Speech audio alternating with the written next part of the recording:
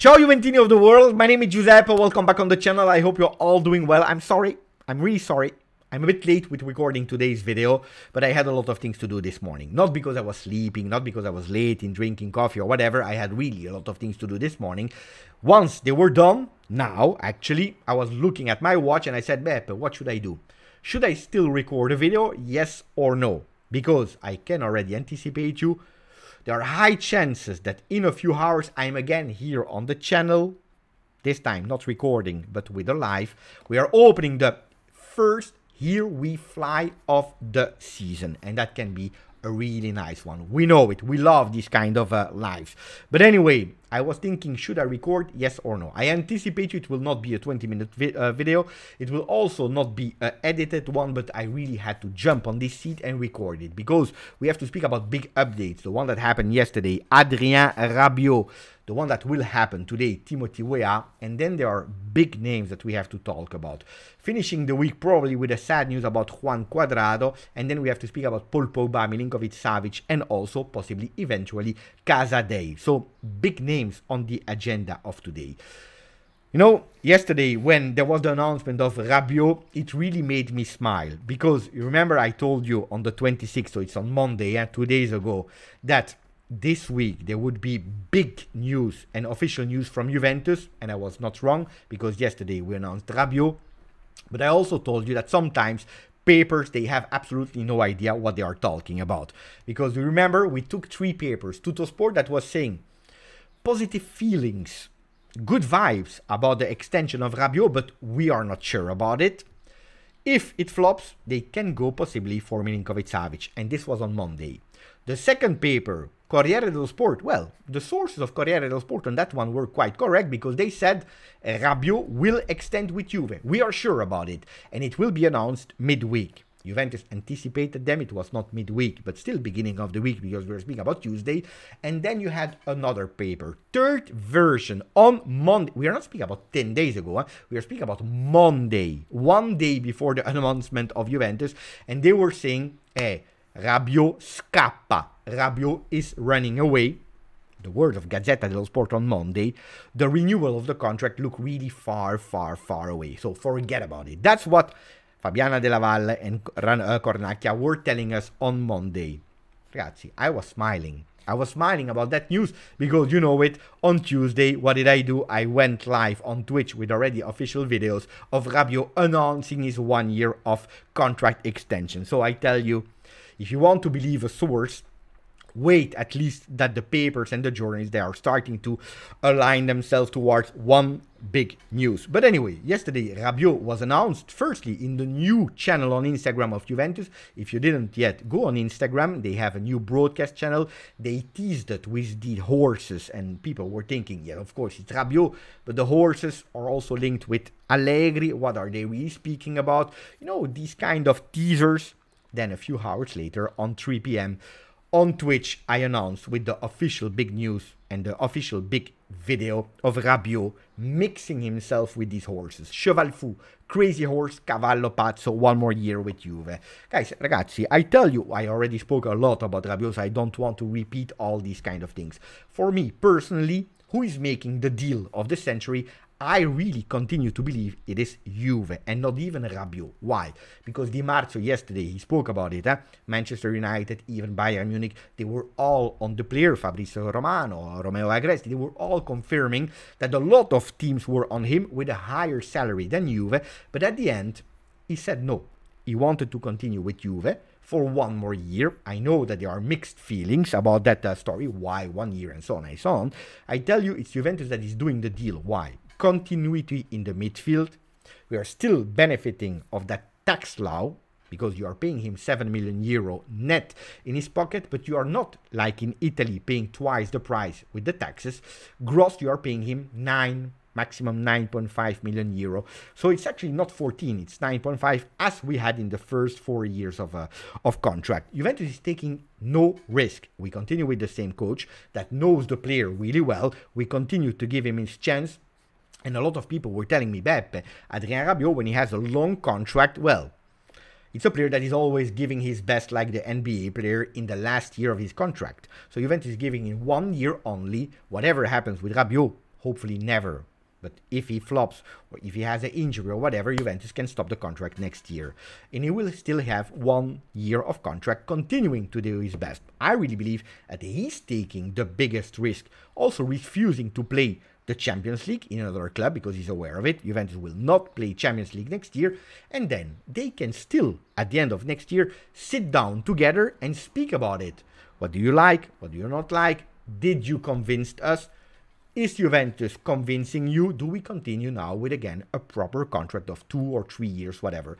Can we check with the entries of Champions League if we can maybe increase your salary or if we continue with the still same agreements? Anyway, Rabiot is official. Made me smile about that news of Gazzetta. 26, he's running away. 27, announced by Juve. But anyway, then we have to speak about other news. Today, Timothy Weah will arrive. We are speaking about 6 p.m. Italian time, so pay attention. Put the notification ring on. If you didn't yet, continue to put a maximum of like. Let's reach the 500 at least. He will arrive today, and we'll speak a lot about Timothy Weah. Timmy! Anyway, I wanted to make that joke in today's live, but apparently my friends of Turin Giants, they anticipated the joke yesterday, so congratulations for them. They were faster than me. Grande. Then, this week we can potentially have a sad news, because we spoke about Cuadrado yesterday. It's not official yet, but guys, we are going towards a 99.9% of sureness that Cuadrado will leave Juventus and that it could possibly be announced on Friday the 30th. I told you this week we will have some good news, some bad news. Cuadrado is a bit 50-50. Huh? Good news in a way because we want some freshness on the right side of the field. Sad because after 7 or 8 seasons with Juve, ragazzi, it's still a player that more than 300 appearances with Juve, so important souvenirs. You know, these kind of Cuadrado thought that you are still having in your heart. Well, leaving, it is what it is. But again, ragazzi, I'm sad for the person, Cuadrado, that I know really wanted to continue with Juve. But on the other side, will I cry? Will I be complaining too much? Not at all, because I believe it's also a good decision at a certain moment, especially if Timothy Weah will come, and probably we are also looking at other names, like a Timothy Castagne, for example. Anyway, today a big name is still on all the pages, even if Rabiot is there. Continuing with Juve, we could still possibly go with Milinkovic-Savic. Ragazzi, 2 days ago, on Monday, in a live evening, late night live, I told you I don't see Pogba, Milinkovic-Savic and Adrien Rabiot all together on the pitch.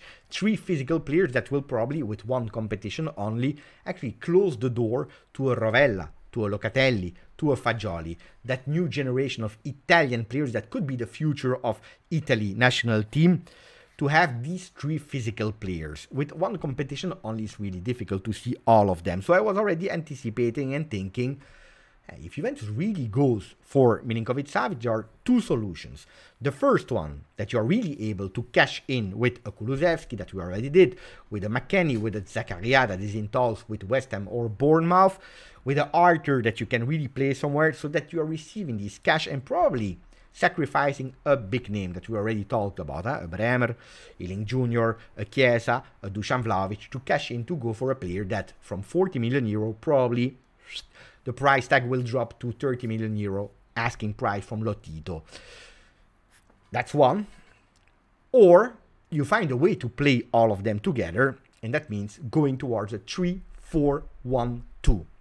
3-4-1-2, sacrificing the Italian players, putting them on the bench, but playing with possibly a Szczesny, Danilo, a Bremer, a Gatti, starting 3-man defense. We continue with a 3-man defense. You play not with 5, but with 4 in the middle, with Weah on the right side, with Filip Kostic on the left, with Milinkovic-Savic and Rabiot in the middle of the defense, and then playing with a kind of trequartista role of Rabiot behind Dusan Vlahovic and Federico Chiesa.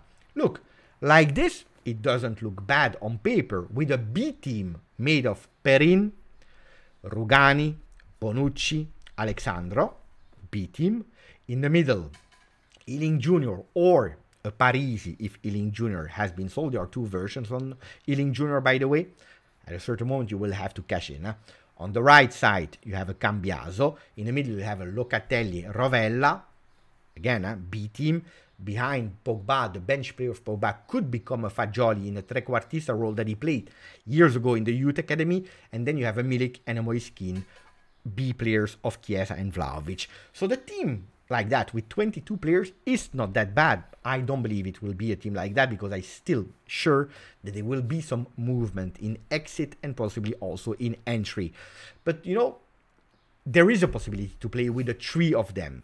Today, I'm not sure. If Milinkovic-Savic would flop, there is still the possibility of Casadei. Again, I continue with my own theory. Casadei, if you sign him, why not? Casadei on loan, for me, no. Because you have already a lot of players, and we already talked about that probably next year with 1 year or with one competition, they will not even play.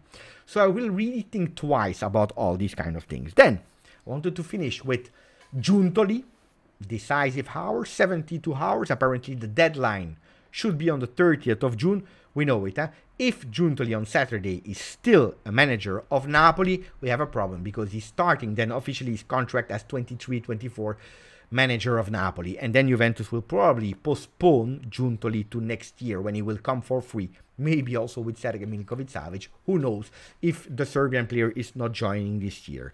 Again, guys, so many things to speak about in today's video. I'm curious about your reaction about Rabiot.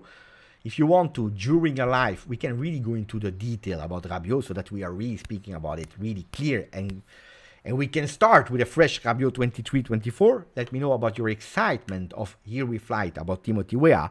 Where we speak about Cuadrado. Are you sad? Are you happy? Let me know everything you want to. Again, I'm closing here and we see each other probably a bit later this evening with the first Here We Fly of the season. Grazie, forza, Juve.